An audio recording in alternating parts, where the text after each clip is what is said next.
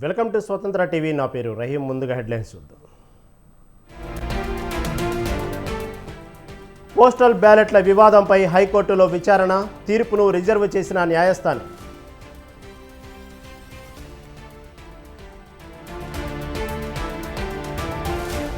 AP TDP నేతలతో చంద్రబాబు కీలక సమావేశం, కౌంటింగ్ రోజు తీసుకోవాల్సిన జాగ్రత్తలపై సూచనలు.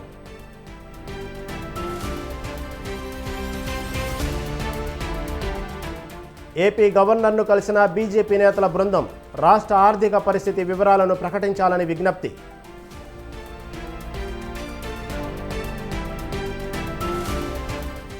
రాష్ట్ర ఆవిర్భావ దినోత్సవానికి కేసీఆర్కు ఆహ్వానం, సానుకూలంగా స్పందించిన గులాబీబాస్.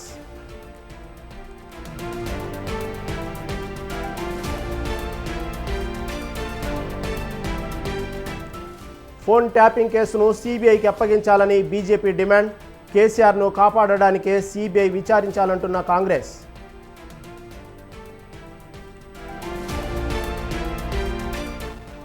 కన్యాకుమారిలో ప్రధానమంత్రి, జూన్ 1 వరకు ధ్యానంలో మోదీ.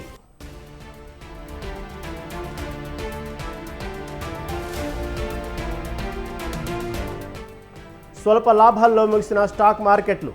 సెన్సెక్స్ 75 పాయింట్లు, నిఫ్టీ 42 పాయింట్ల లాభం.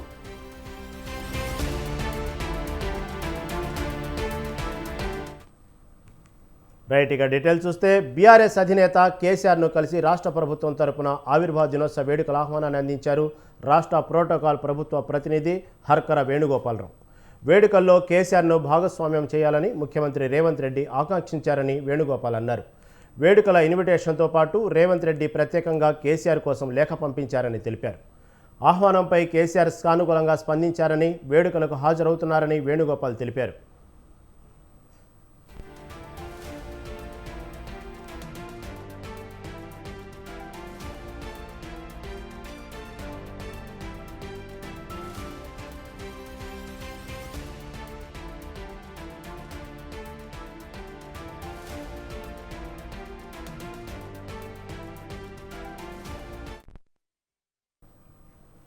తెలంగాణలో ప్రజల ఆంక్షల మేరకే ప్రభుత్వ పాలన ఉంటుందని కాంగ్రెస్ ఎమ్మెల్సీ మహేష్ కుమార్ గౌడ్ అన్నారు. కేసీఆర్, కేటీఆర్ను ప్రజలు నమ్మే స్థితిలో లేరని చెప్పారు. రాష్ట్ర చిహ్నంలో అమరవీరుల స్తూపం ఉంటే కేటీఆర్కు అభ్యంతరం ఎందుకని ప్రశ్నించారు. తెలంగాణ ఆవిర్భావ వేడుకలకు కేసీఆర్ను రాష్ట్ర ప్రభుత్వం ఆహ్వానిస్తుందని తెలిపారు. బీఆర్ఎస్ 10 ఏళ్ల పాలనలో కేసీఆర్ అఖిలపక్ష సమావేశం ఏర్పాటు చేశారని ప్రశ్నించారు. రాష్ట్రంలో నియంత పాలన ఉండదన్న మహేష్ కుమార్ గౌడ్ అందరితో చర్చించిన తర్వాతే సీఎం రేవంత్ రెడ్డి నిర్ణయాలు తీసుకుంటారని చెప్పారు. ప్రజల కోరిక మేరకు రాష్ట్ర చిహ్నంలో మార్పులు చేసేందుకు ప్రభుత్వం సిద్ధంగా ఉందని స్పష్టం చేశారు.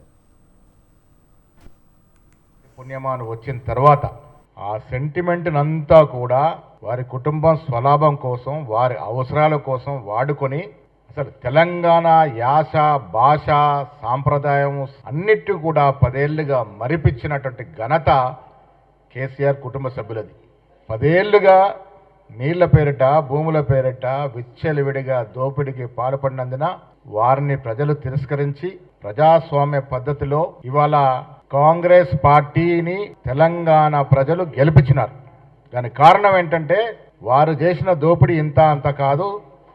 ఆ దోపిడీకి నిరసనగా ప్రజలు ఓట్లేసి ఇలా కాంగ్రెస్ పార్టీని గెలిపించినారు. తెలంగాణ ఎంలంలో, చిహ్నంలో అసలు ఈ తెలంగాణ రావటానికి కారకులైనటువంటి ఉద్యమకారులు, ఆనాడు ప్రాణాలు అర్పించినటువంటి విద్యార్థులు, నిరుద్యోగులు, వారి జ్ఞాపకార్థం ఉంచుకున్నటువంటి అమరవీరుల స్తూపాన్ని తెలంగాణ చిహ్నంలో తీసుకొస్తామంటే మీకున్న నొప్పేంటని అడుగుతా ఉన్నాను. కేసీఆర్, కేటీఆర్కి అమరవీరుల స్తూపం యొక్క ఆకారాన్ని తెలంగాణ ప్రభుత్వం రూపొందించే చిహ్నంలో పెడతానంటే మీకున్న కడుపు నొప్పి ఏమిటని అడుగుతా ఉన్నాను. అమరవీరుల స్తూపం యొక్క ఆకారాన్ని ఎందుకు పెట్టకూడదని అడుగుతా ఉన్నాను. ఎందుకు ఇంత నానా యాగి చేస్తా ఉన్నారు మీరు? వారి వల్లే కదా తెలంగాణ వచ్చింది. ఆ అమరుల త్యాగాల వల్ల తెలంగాణ వచ్చింది. ఆ అమరులు స్మరించుకునే విధంగా ఆ అమరుల స్తూపాన్ని తెలంగాణ చిహ్నంలో జత చేస్తే మీకున్న నొప్పేంటి? తెలంగాణ చిహ్నం జోలికి పోకపోవడం మంచిదని సీఎం రేవంత్ రెడ్డికి సిపిఐ జాతీయ ప్రధాన కార్యదర్శి నారాయణ సూచించారు. తెలంగాణ గేయానికి సంగీత దర్శక కీరవాణిని పెట్టడాన్ని టీఆర్ఎస్ ప్రాంతీయవాదం ముందుకు తేవడం సబబు కాదని అన్నారు. రాజకీయాల్లో విభేదాలు ఉండొచ్చు కానీ కక్షలు ఉండకూడదని తెలిపారు. తెలంగాణ గేయాన్ని కొత్తగా రూపొందించడానికి అభినందిస్తున్నామని తెలిపారు. ఈ చిహ్నాలను అందువల్ల తెలంగాణ గేయం కొత్తగా రూపొందించినటువంటి రాష్ట్ర ముఖ్యమంత్రికి నేను అభినందన తెలియజేస్తున్నాను. అదే సందర్భంలో ఈ చిహ్నాలను మొత్తం మార్చాలని చెప్పేసి ఒక ప్రయత్నం జరుగుతూ ఉన్నాయి. ఇప్పుడు కొన్ని చారిత్రకంగా వచ్చేటువంటి సత్యాలను మనం ఏం చేయలేము. ఇప్పుడు నిజాం నవాబులు మిగతా మనం కొట్లాడినాం, కానీ నిజాం కంటే బిల్డింగ్లను వాడుకుంటాం కదా. బ్రిటిష్ సామ్రాజ్యవాదం ఎదిగిపోవాలని కొట్లాడినాం, మరి బ్రిటిష్ కంటే కడ్డాన్ని వాడుకుంటున్నాం కదా. అందువల్ల ఇట్లాంటివన్నింటిలో అన్ని నెగిటివ్గా చూడడం కరెక్ట్ కాదు. ఈ చిహ్నం జోలికి కూడా పోవడం మంచిది కాదని నా అభిప్రాయం. సో తాత్కాలికంగా వాయిదా వేసేట్టుగా వచ్చింది. తాత్కాలికంగా కాదు, అట్లాంటి వాటికి పోపాకండి, డెవలప్మెంట్ యాక్టివిటీ చేయండి. టీఆర్ఎస్ ప్రజల కోసం చేయలేని పనులు ఉంటే మీరు చేసుకోండి, అభ్యంతరం లేదు. కీరవాణి తెలుగోడు కదా, ఆంధ్రావుడు కదా, ఆంధ్ర వాడికి ఎట్ట పెడతారు మీరు చెప్పేసి టీఆర్ఎస్ వాళ్ళు ఒక వింత వాదన చేస్తున్నారు. అంటే కళలకి ప్రాంతీయ భేదాలే ఉన్నాయి. ఉత్తరాది వాళ్ళు పాట పాడుతున్నాం వద్దన్నామా, దక్షిణాది వాళ్ళు సంగీతం తెలుసుకున్నాం వద్దన్నామా. కళలకి ఎప్పుడు అట్లాంటి సంకోచ స్వభావం పనికిరాదు. కేసీఆర్పై టీపీసీసీ ఉపాధ్యక్షులు మల్లు రవి తీవ్ర విమర్శలు చేశారు. రాష్ట్రంలో రాచరిక పాలన స్థానంలో ప్రజాపాలన తీసుకొస్తామని ప్రమాణ స్వీకారం సమయంలో రేవంత్ చెప్పారని, ప్రజాపాలనకు చిహ్నంగా ఉండాలా లేక రాచరిక చిహ్నాలు ఉండాలని ఎన్నికల్లో ప్రజలు తీర్పునిచ్చారన్నారు. తెలంగాణ కోసం ప్రాణత్యాగం చేసిన వారికి మొదటి ప్రాధాన్యమని, మళ్లీ రాజరిక పాలన కోసం చిహ్నాన్ని వ్యతిరేకిస్తున్నారా అంటూ మండిపడ్డారు. జయ జయ హే గీతాన్ని రాష్ట్రీయ గీతంగా ప్రకటించినందుకు ప్రభుత్వానికి ధన్యవాదాలు తెలియజేశారు.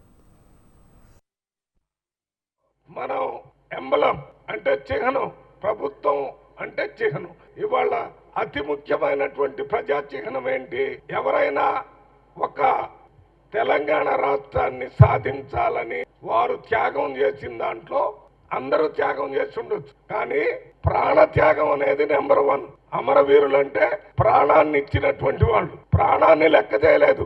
తెలంగాణ వస్తే చాలని ఒకళ్ళు కాల్చుకొని చనిపోయారు, కొంతమంది ఉరేసుకొని చనిపోయారు, కొంతమంది ఉద్యమంలో చనిపోయారు. వీళ్ళందరినీ అమరవీరులు అంటారు. ఎవరి కోసం అమరవీరులు అయ్యారు? వీళ్ళు తెలంగాణ రాష్ట్రం రావటం కోసం చనిపోయారు. ఆ అమరవీరుల్ని చిహ్నంగా పెట్టుకోవాలని ప్రజాప్రభుత్వంలో అంతకంటే మించింది లేదని రాష్ట్ర ముఖ్యమంత్రి రేవంత్ రెడ్డి గారు ఆ ప్రయత్నం చేస్తుంటే దానికి వ్యతిరేకంగా కేటీఆర్ గారు లేక బీఆర్ఎస్ పార్టీకి సంబంధించిన నాయకులందరూ ఫోన్ ట్యాపింగ్పై సీఎం రేవంత్ రెడ్డి ఎందుకు మౌనంగా ఉన్నారని ప్రశ్నించారు BJP MP Laxman. Phone tapping కేసును సీబీఐకి అప్పగించాలని డిమాండ్ చేశారు. ఫోన్ ట్యాపింగ్ కేసు విషయంలో కాంగ్రెస్ ప్రభుత్వం అనుసరిస్తున్న వైఖరికి నిరసనగా ఇందిరా పార్క్ దగ్గర బీజేపీ ధర్నా నిర్వహించింది. ఈ సందర్భంగా బీఆర్ఎస్ కాంగ్రెస్లపై లక్ష్మణ్ తీవ్ర విమర్శలు చేశారు. 6 గ్యారంటీల పేరుతో ప్రజలను కాంగ్రెస్ మోసం చేసిందన్నారు. బీఆర్ఎస్కు కాంగ్రెస్కు తేడా లేదని చెప్పారు. బీఆర్ఎస్ నేతలపై ఎందుకు చర్యలు తీసుకోవడం లేదని లక్ష్మణ్ నిలదీశారు. వ్యవస్థను, ఆ నిఘా వ్యవస్థను ఏ రకంగా మరి ఆ రోజు మరి ఆ ఫోన్ ట్యాపింగ్ అనే ఉదంతం ఇవాళ వెలుగులోకి వస్తున్నదో నిజంగా ఆశ్చర్యం కనబడుతుంది. ఆ నాయకుల యొక్క ఫోన్లు ట్యాపింగ్ చేయడమే కాకుండా అధికారులందరినీ కూడా ప్రేరేపించి ఆ యొక్క అధికారులు ఇవాళ మొత్తం కూడా మీ భాగవతం బయట పెడుతున్నారు. ఎవరైతే ఇవాళ జైలు ఊచలు లెక్క పెడుతున్నారో విధి లేని పరిస్థితుల్లో ఆ రోజు పెద్ద ఆయన చెప్పిన విధంగానే మేము చేశామని తప్పితే, ఆ ప్రభుత్వానికి అనుగుణంగానే మేము పనిచేస్తామని తప్పితే మాకంటూ వ్యక్తిగతంగా లేదని ఇవాళ వారు ఇచ్చినటువంటి ఈ కన్ఫెషన్ స్టేట్మెంట్స్ ఇవాళ చూస్తా ఉంటే మొత్తం ఈ రోజు ఇన్ని పేజీల కన్ఫెషన్ లో మొత్తం దేశమంతా కూడా ఇవాళ ఆశ్చర్యం కలిగే రీతిలో అయినా ఇవాళ ఎందుకు ఇవాళ రేవంత్ రెడ్డి గారు ఇవాళ నిమ్మకు నీరెత్తిగా వివరిస్తున్నారో తెలంగాణ సమాజం ఇవాళ నీ ద్వారా సమాధానం కోరుతా ఉన్నది. ఇవాళ కేసీఆర్ అయినా హరీష్ రావు అయినా బాహాటంగా ఆ వాంగ్మూలంలో ఆ పేర్లు కూడా ప్రస్తావించారు ఆ అధికారులు. ఎందుకు ఇవాళ నువ్వు మీన మేషాలు లెక్క పెడుతున్నావు? ఎవరి ఒత్తిడిల కోసం నువ్వు లొంగిపోతున్నావు? నీ ఢిల్లీ పెద్దల ఒత్తిడా, జన్ 10 ఒత్తిడా?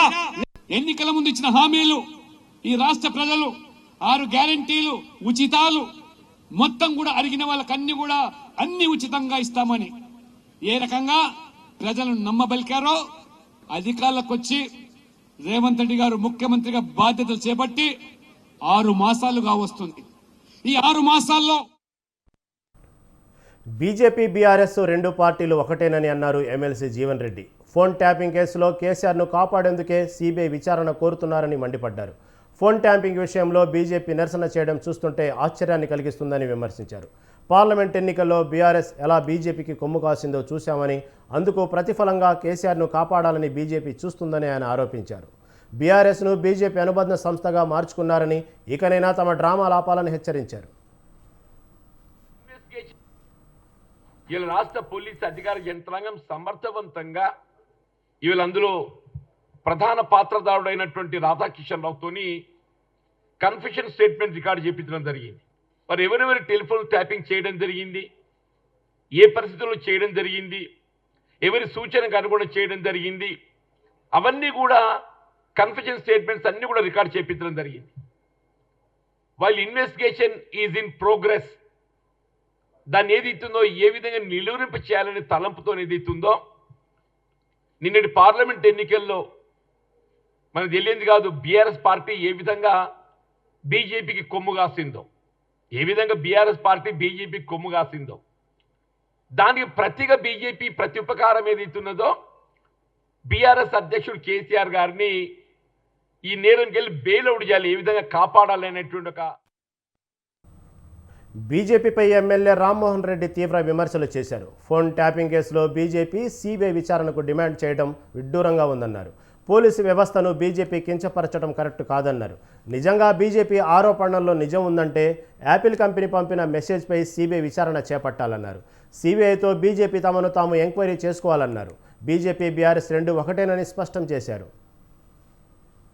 బీజేపీ నాయకులు ఫోన్ ట్యాపింగ్ పైన తెలంగాణ రాష్ట్ర పోలీసుల పైన నమ్మకం లేనట్టుగా సిబిఐ పైన విచారణ చేయాలని చెప్పి ఏదైతే డిమాండ్ చేస్తున్నారో చాలా విడ్డూరంగా ఉంది. గతంలో మా నాయకుడు ప్రస్తుత ముఖ్యమంత్రి రేవంత్ రెడ్డి గారు మల్కాజ్గిరి పార్లమెంట్ సభ్యునిగా, పిసిసి అధ్యక్షునిగా పలుసార్లు సిబిఐకి నేరుగా వెళ్లి కాళేశ్వరం పైన విచారణ చేయాలని చెప్పి డిమాండ్ చేస్తే ఈ బీజేపీ ప్రభుత్వం కానీ రాష్ట్ర బీజేపీ నాయకత్వం కానీ కనీసం పట్టించుకున్న దఖలాలు లేవు. తెలంగాణ రాష్ట్ర పోలీసులు అంటే దేశంలోనే అత్యున్నత గౌరవం ఉన్నటువంటి పోలీసులు, అలాంటి పోలీసులను అవమానించే విధంగా బీజేపీ నాయకులు మాట్లాడడం అనేది ఎవరు కూడా సహించలేని పరిస్థితులు ఉన్నాయి. గతంలో బీజేపీపై ఎమ్మెల్యే సాంబశివరావు తీవ్ర విమర్శలు చేశారు. ఈ ఎన్నికల్లో బీజేపీకి ఓటమి భయం పట్టుకుందని విమర్శించారు. జనగామ జిల్లాలో సిపిఐ శిక్షణ తరగతులకు ఎమ్మెల్యే హాజరయ్యారు. కుల మతాల పేర్లతో బీజేపీ రాజకీయం చేస్తుందని అన్నారు. దేవుడి పేరు చెప్పి ఓట్లను దండుకోవాలని చూస్తుందని తెలిపారు. అలాగే గత ప్రభుత్వం నిరంకుశ పాలనను అవలంబించిందని, గత 5 ఏళ్ల కాలంలో జరిగిన పొరపాట్లను కాంగ్రెస్ ప్రభుత్వంలో జరగకుండా చర్యలు తీసుకోవాలన్నారు. ప్రభుత్వం ఇచ్చిన హామీలను అమలు చేయాలని డిమాండ్ చేశారు. అనేక అంశాలపైన తెలంగాణ సాధించుకున్నాం. కానీ ఈ 10 ఏళ్ల కాలంలో ఆనాడు తెలంగాణ కోసం ఏ ఉద్యమాన్ని మనం స్వీకరించాము, ఏ ధిక్కారు స్వరాన్ని వినిపించాము, ఈ 10 ఏళ్ల కాలంలో మాట్లాడే పరిస్థితి లేకుండా అయిపోయింది. మోగబోయింది తెలంగాణ. మన గొంతులు తీసేశారు. ధిక్కారం అనేది పోయి మాట్లాడలేనటువంటి పరిస్థితి వచ్చింది. అలా 10 ఏళ్ల కాలంలో మరొక ఆధునిక నిరంకుశత్వాన్ని మనం చూసాం. తెలంగాణ మనం సాధించుకుని 10 సంవత్సరాలు పూర్తవుతుంది. ఒకసారి మనం వెనక్కి వెళ్ళాలి. మరోవైపు తెలంగాణ రాష్ట్ర ఆవిర్భావ దశాబ్ది ఉత్సవాల ముగింపు వేడుకలను ఘనంగా నిర్వహించాలని బీఆర్ఎస్ నిర్ణయించింది. జూన్ 1 నుంచి 3వ తేదీ వరకు 3 రోజుల పాటు రాష్ట్ర వ్యాప్తంగా ఘనంగా ఈ వేడుకలను నిర్వహించాలని పార్టీ శ్రేణులకు కేసీఆర్ పిలుపునిచ్చారు. జూన్ 1న గన్ పార్క్ అమరవీరుల స్తూపం నుంచి ట్యాంక్ బండ్పై ఉన్న అమరజ్యోతి వరకు రాత్రి 7 గంటలకు క్యాండిల్ ర్యాలీ నిర్వహిస్తారు. తెలంగాణ రాష్ట్ర సాధనలో ప్రాణత్యాగాలు చేసిన అమరులకు పుష్పాంజలి ఘటించి ఘనంగా నివాళులర్పిస్తారు. జూన్ 2న దశాబ్ది ముగింపు వేడుకల సభను తెలంగాణ భవన్లో బీఆర్ఎస్ అధినేత కేసీఆర్ అధ్యక్షతన నిర్వహిస్తారు. అదే రోజు హైదరాబాద్లో పలు దవాఖానాలు, అనాథ శరణాలయాల్లో పార్టీ ఆధ్వర్యంలో పండ్లు, మిఠాయిలు పంపిణీ చేస్తారు. జూన్ 3వ తేదీ రాష్ట్ర వ్యాప్తంగా అన్ని జిల్లాల్లోని బీఆర్ఎస్ పార్టీ కార్యాలయాల్లో తెలంగాణ ఆవిర్భావ దశాబ్ది ముగింపు వేడుకలను ఘనంగా నిర్వహిస్తారు. ఈ సందర్భంగా పార్టీ జెండాను, జాతీయ జెండాను ఎగరవేస్తారు. ఆయా జిల్లాల్లోని దవాఖానాలు, అనాథ శరణాలయాల్లో స్వీట్లు, పండ్లు పంపిణీ చేస్తారు.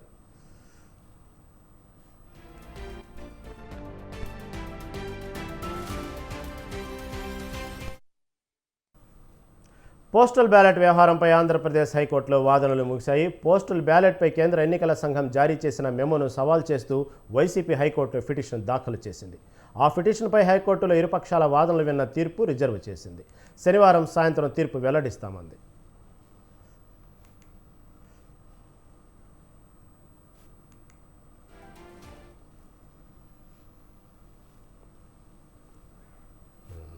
రిటర్నింగ్ అధికారి సీల్ లేకపోయినా సంతకం ఉంటే చాలని, అలాంటి పోస్టల్ బ్యాలెట్లను తిరస్కరించవద్దంటూ ఏపీ సీఈఓ ముఖేష్ కుమార్ మీనా అధికారులకు సూచించారు. ఈ సడలింపును అధికార వైసీపీ వ్యతిరేకించింది. పోస్టల్ బ్యాలెట్ నిబంధనపై హైకోర్టును ఆశ్రయించింది వైసీపీ. బ్యాలెట్పై ఆర్ఓ సీల్ లేకపోయినా ఓటును తిరస్కరించవద్దంటూ ఇచ్చిన మెమో సమంజసం కాదని లంచ్ మోషన్ పిటిషన్ దాఖలు చేసింది. ఈ పిటిషన్ను అత్యవసరంగా విచారించనుంది ఏపీ హైకోర్టు. ఇరుపక్షాల వాదనలు వింది చివరకు తీర్పును రిజర్వ్ చేసింది.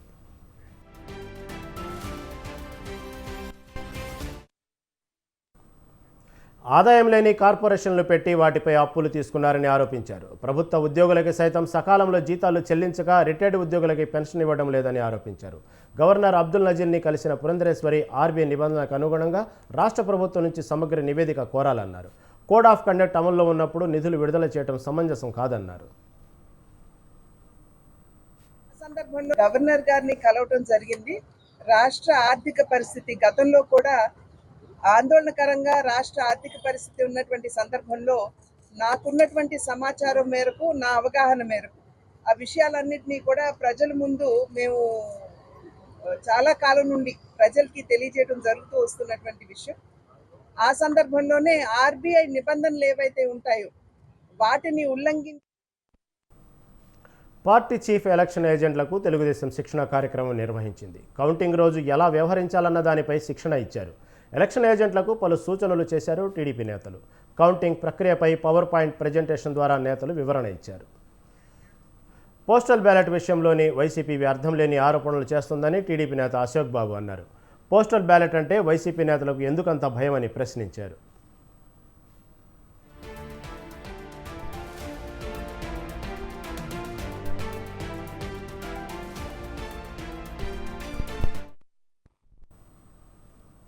రాష్ట్ర ప్రభుత్వ ప్రధాన సలహాదారుడు సజ్జల రామకృష్ణారెడ్డిపై క్రిమినల్ కేసు నమోదైంది. టీడీపీ న్యాయవాది గుడిపాటి లక్ష్మీనారాయణ ఇచ్చిన ఫిర్యాదుల ఆధారంగా సజ్జలపై తాడేపల్లి పోలీసులు కేసు నమోదు చేశారు. వైసీపీ పోలింగ్ ఏజెంట్లను రెచ్చగొట్టే విధంగా సజ్జల చేసిన వ్యాఖ్యలపై లక్ష్మీనారాయణ, టీడీపీ నేతలు నిన్న ఫిర్యాదు చేశారు. 2 రోజుల క్రితం వైసీపీ కేంద్ర కార్యాలయంలో సజ్జల రెచ్చగొట్టే వ్యాఖ్యలు చేశారు. రూల్స్ పాటించేవారు కౌంటింగ్ అక్కర్లేదని, వాదించేవారు మాత్రమే వెళ్లాలని రామకృష్ణారెడ్డి చెప్పారు. దాంతో ఐపీసీసీలోని 153, 505, 125 సెక్షన్ల కింద సజ్జలపై కేసు పెట్టారు.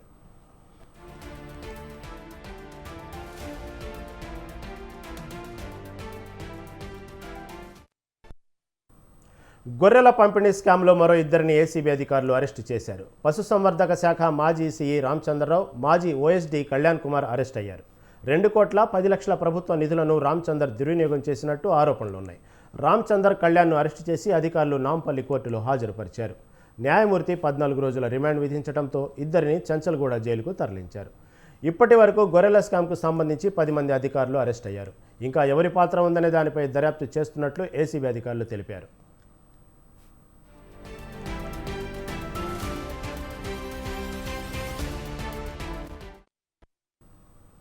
ఏబీ వెంకటేశ్వరరావు పదవి విరమణ చేశారు. ఆయన పదవి విరమణ చేసేందుకు రిలీవ్ చేస్తూ ప్రభుత్వం ఉత్తర్వులు జారీ చేసింది. ఉదయం పోస్టింగ్ ఇచ్చిన ప్రభుత్వం సాయంత్రం పదవి విరమణ ఉత్తర్వులను జారీ చేసింది. హైకోర్టు ఆదేశాల నేపథ్యంలో ఆయనను విధుల్లోకి తిరిగి చేర్చిన ప్రభుత్వం ప్రింటింగ్ అండ్ స్టేషనరీ డీజీగా పూర్తి అదనపు బాధ్యతలు అప్పగించింది. ఈ బాధ్యతలను నిర్వహించేందుకు ఏర్పాట్లు చేయాలని హోం సెక్రటరీకి ఆదేశాలు ఇచ్చారు ప్రభుత్వ ప్రధాన కార్యదర్శి. ఈ మేరకు జీఐడీ నుంచి జీవో నెంబర్ 1013ను ప్రభుత్వం జారీ చేసింది. కొన్నేళ్లుగా ప్రభుత్వంపై న్యాయపరంగా పోరాడిన ఏబీ వెంకటేశ్వరరావు రిటైర్ అవ్వాల్సిన రోజుల్లో విధుల్లో చేరారు. ఉదయం బాధ్యతలు చేపట్టిన ఆయన సాయంత్రం పదవి విరమణ చేశారు. ప్రింటింగ్ అండ్ స్టేషనరీ కమిషనర్గా విధులు నిర్వహించి పదవి విరమణ చేశారు. విజయవాడ ముత్యాలంపాడులోని ప్రింటింగ్ అండ్ స్టేషనరీ కార్యాలయంలో పదవి విరమణ చేశారు ఏబీ వెంకటేశ్వరరావు.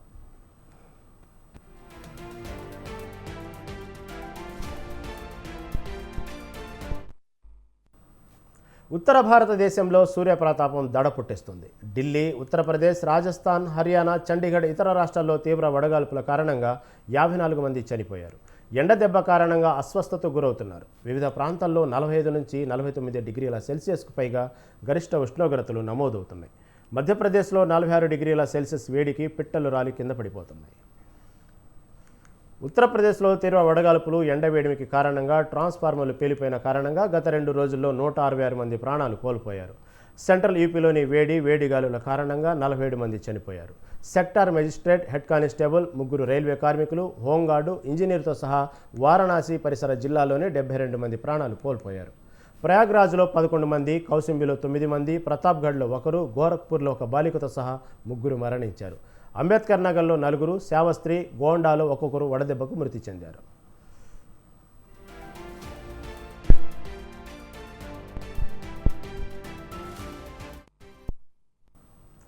ఎన్నికల సమరం తుది అంకానికి చేరుకుంది. 7 దశల్లో లోక్సభ ఎన్నికలు నిర్వహిస్తుండగా చివరి దశ పోలింగ్ జూన్ 1న జరగనుంది. ఈ దశ ఎన్నికలు 7 రాష్ట్రాలు, 1 కేంద్రపాలిత ప్రాంతంలో నిర్వహిస్తారు. మొత్తం 57 లోక్సభ స్థానాల్లో 904 మంది అభ్యర్థులు బరిలో ఉన్నారు. 7వ దశలో పోలింగ్ జరుగుతున్న స్థానాల్లో ప్రధాని మోదీ బరిలో ఉన్న వారణాసి కూడా ఉంది. అంతేకాకుండా కేంద్ర మంత్రి అనురాగ్ ఠాకూర్, నటి కంగనా రనౌత్, టీఎంసీ నేత అభిషేక్ బెనర్జీ తదితరులు పోటీ చేస్తున్నారు. శనివారం ఒడిశాలోని 42 అసెంబ్లీ స్థానాలకు ఎన్నికలు జరగనున్నాయి.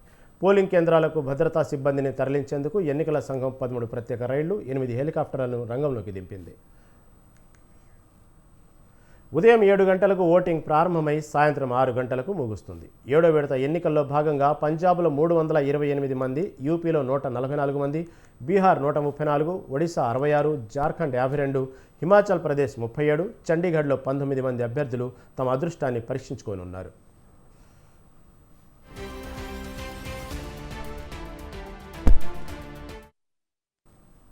లోక్సభ ఎన్నికల పోలింగ్ ఘట్టం చివరి దశకు చిచ్చింది. జూన్ 1వ తేదీన జరిగే 7వ విడత పోలింగ్తో ఎన్నికల ప్రక్రియ ముగియగానే అందరి దృష్టి ఎగ్జిట్ పోల్ ఫలితాలపై పడనుంది. ఈ నేపథ్యంలో కాంగ్రెస్ పార్టీ కీలక నిర్ణయం తీసుకుంది. ఎగ్జిట్ పోల్స్ డిబేట్లో తమ పార్టీ పాల్గొనేది లేదని ప్రకటించింది. జూన్ 4వ తేదీన ఫలితాలు వెలువడడానికి ముందే ఎలాంటి ఊహాగానాలకు, వాదోపవాదాలకు తావీరాదని కాంగ్రెస్ పార్టీ నిర్ణయించినట్టు ఆ పార్టీ ప్రతినిధి పవన్ ఖేరా తెలిపారు. ఓటర్లు తమ ఓటు హక్కు వినియోగించుకున్నారని, తీర్పు పదిలంగా ఉందని అన్నారు. జూన్ 4న ఫలితాలకు ముందే వాదోపవాదాలకు తావేయాల్సిన అవసరం కనిపించడం లేదన్నారు. ఎగ్జిట్ పోల్స్పై జరిగే చర్చల్లో కాంగ్రెస్ పాల్గొనడం లేదని స్పష్టం చేశారు.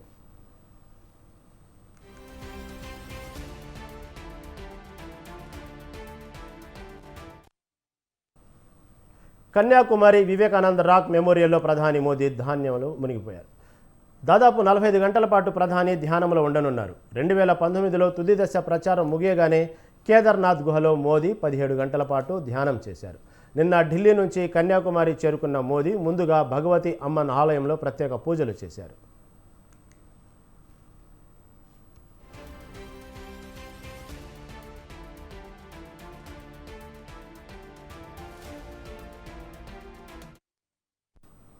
ఢిల్లీ లిక్కర్ స్కామ్ కేసులో సీఎం అరవింద్ కేజ్రీవాల్కి సుప్రీంకోర్టు ఇచ్చిన మధ్యంతర బెయిల్ గడువు ముగుస్తుండటంతో జూన్ 2న ఆయన తీహార్ జైల్లోకి పోలీసులకు తిరిగి లొంగిపోనున్నారు. ఈ నేపథ్యంలో దేశ ప్రజలను ఉద్దేశించి ఆయన భావోద్వేగపూరిత సందేశాన్ని ఇచ్చారు. నిరంకుశత్వానికి వ్యతిరేకంగా పోరాడటం కొనసాగుతుందన్నారు. తిరిగి పోలీసులకు లొంగిపోతున్నానన్న కేజ్రీవాల్ ఈసారి తనను ఎన్ని రోజులు జైల్లో ఉంచుతారో తెలియదన్నారు. తనను మాట్లాడనివ్వకుండా భయపెట్టడానికి అనేక విధాలుగా ప్రయత్నించారని ఆరోపించారు. తాను జైలులో ఉన్నప్పుడు కనీసం మెడిసిన్ కూడా ఇవ్వలేదన్నారు. తాను లేకపోయినా అన్ని పనులు జరుగుతాయని, అన్ని సంక్షేమ పథకాలు కొనసాగుతాయని కేజ్రీవాల్ ఢిల్లీ ప్రజలకు హామీ ఇచ్చారు. कोशिश की लेकिन ये सफल नहीं हुए। जब मुश्किल वक्त आता है तो पूरा परिवार एकजुट हो जाता है। आप सबने मुश्किल वक्त में मेरा बहुत साथ दिया है। हम सब मिलके तानाशाही से लड़ रहे हैं। देश को बचाने के लिए यदि मुझे कुछ हो जाए, यदि मेरे प्राण भी चले जाएं, तो गम मत करना। आपकी प्रार्थनाओं की वजह से ही आज मैं जिंदा हूं और आगे भी। ప్రజ్వల్ రేవణ్ను సిట్ కస్టడీకి బెంగళూరు కోర్టు అనుమతించింది. రేవణ్ను 6 రోజుల కస్టడీకి కోర్టు నుంచి అనుమతి లభించింది. రేపటి నుంచి 6 రోజుల పాటు రేవణ్ను సిట్ ప్రశ్నించనుంది. మహిళలపై లైంగిక దౌర్జన్యానికి పాల్పడినట్లు ఆరోపణలు ఎదుర్కొంటున్న రేవణ్ను పోలీసులు బెంగళూరులోని కంపేగౌడ అంతర్జాతీయ విమానాశ్రయంలో అరెస్టు చేశారు. ప్రజ్వల్ వందలాది మంది మహిళలపై లైంగిక వేధింపులకు పాల్పడి వీడియోలు తీశారని ఆరోపించారు. ఆ తర్వాత అతను పోలీసుల నుండి తప్పించుకుని జర్మనీకి పారిపోయాడు. జర్మనీ నుంచి ఇండియాకు రాగానే రేవణ్ను పోలీసులు అదుపులోకి తీసుకున్నారు.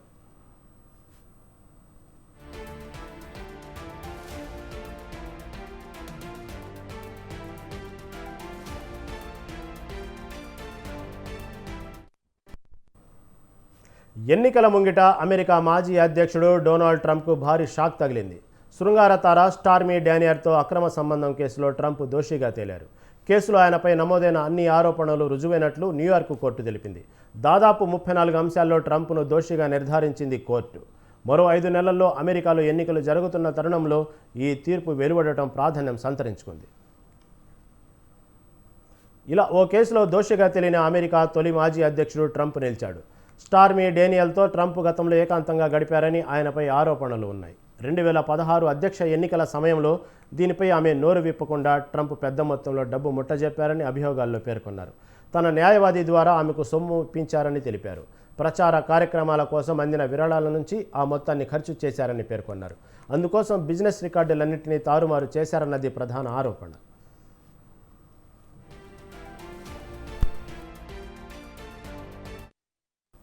దోషిగా తేలటంతో ట్రంప్ జైలుకి వెళ్లాల్సిందేనా అనే ప్రశ్న అందరిలో తలెత్తుతోంది. దీనికి ఖచ్చితమైన సమాధానం చెప్పలేమని నిపుణులు అంటున్నారు. జూలై 11న ఆయనకు కోర్టు శిక్ష ఖరారు చేయనుంది. బిజినెస్ రికార్డులు తారుమారు చేయడం అనేది న్యూయార్క్లో తక్కువ తీవ్రత ఉన్న నేరంగా పరిగణిస్తారు. గరిష్టంగా 4 ఏళ్ల వరకు జైలు శిక్ష ఉంటుంది. దీనిపై పూర్తి విచక్షణాధికారం న్యాయమూర్తిదే. ఖచ్చితంగా జైలు శిక్ష విధిస్తారని కూడా చెప్పలేమని అక్కడి న్యాయ నిపుణులు వెల్లడించారు.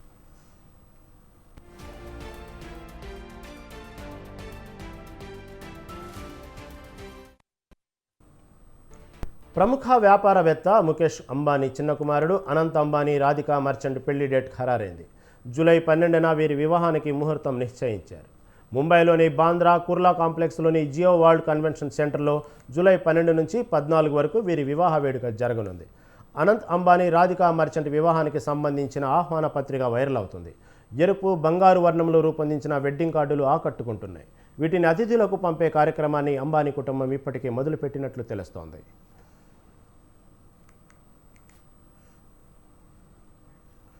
ఆహ్వాన పత్రిక ప్రకారం 3 రోజుల పాటు వివాహ వేడుకలు జరగనున్నాయి. జూలై 12న శుభ వివాహంతో వివాహ వేడుక ప్రారంభం కానుంది.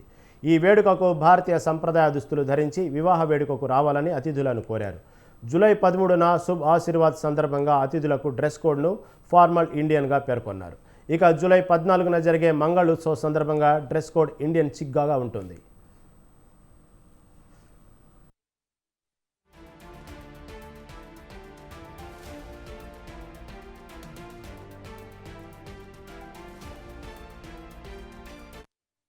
బంగారం కొనుగోలు చేయాలనుకుంటున్న వారికి భారీ ఊరట లభించింది. గత 4 రోజులుగా పెరిగిన బంగారం వెండి ధరలు ఇవాళ పడిపోయాయి. హైదరాబాద్ మార్కెట్లో 24 క్యారెట్ల బంగారం రేటు తులానికి 440 మేర దిగివచ్చింది. ప్రస్తుతం 10 గ్రాముల స్వచ్ఛమైన బంగారం ధర 72,760 వద్ద ఉంది. మరోవైపు 22 క్యారెట్ల బంగారం రేటు 10 గ్రాములకు 400 తగ్గింది. ప్రస్తుతం తులం రేటు 66,700 పలుకుతుంది. వెండి ధర ఇవాళ భారీగా పడిపోయింది. కిలో వెండి ధర 1200 తగ్గడంతో రికార్డు స్థాయి నుంచి దిగివచ్చింది. ప్రస్తుతం కిలో వెండి రేటు హైదరాబాద్లో 98,900 పైసలుగా పలుకుతోంది.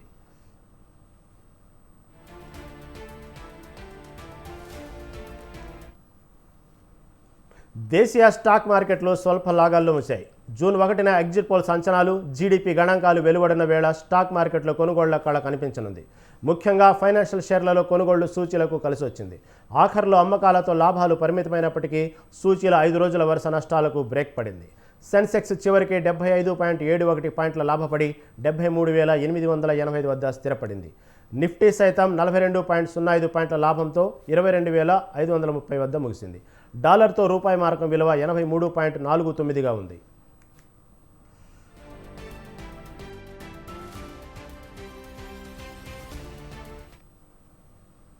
ఇవి ఇప్పటివరకు అప్డేట్స్. కీప్ వాచింగ్ స్వతంత్ర టీవీ.